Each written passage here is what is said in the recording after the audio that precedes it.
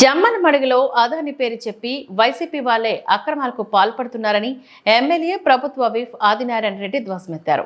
అదాని సంస్థ ముసుగులో వైసీపీ నాయకులే దొంగ కంపెనీలు తెరిచారని, వాటినే తమ అనుచరులు అడ్డుకున్నారని వివరించారు.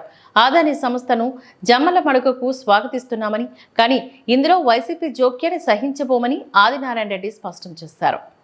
ఆదినారాయణ రెడ్డి బీజేపీ వర్గీయులు దాడి చేసినట్లు ఒక వార్త రిలీజ్ చేశారు. అసలు అక్కడ ఆదాని గ్రూపుకు ఎలాంటి వర్క్ అలొకేషనే ఇంతవరకు లేదు.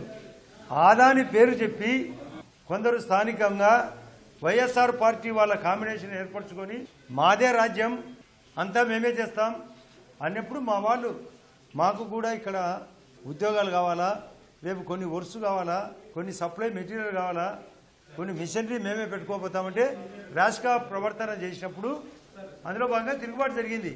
ఇది ఆదాని సంస్థను మేము వెల్కమ్ చేస్తున్నాం. ఇక్కడ ఆదాని వాళ్ళకు నేషనల్ గ్రీన్ ట్రిబ్యునల్ క్లియరెన్స్ లేదు, ఫారెస్ట్ క్లియరెన్స్ లేదు. ఇంత లోపల కొందరు ఈ వర్క్ మాదే అని ఒక మామూలుగా బస్సుల్లో గతంలో ప్రైవేటు బస్సులో ఒక టవల్ వేసేవాళ్ళు, ఇది మాదే షీట్ అని.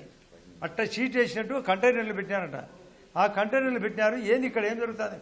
మా వాళ్ళు పరిశీలనకు పోతే మా వాళ్ళని ఏలనగా నిష్ఠూరంగా ఘోరాతి ఘోరంగా మాట్లాడితే తిరుగుబాటులో భాగంగా జరిగింది.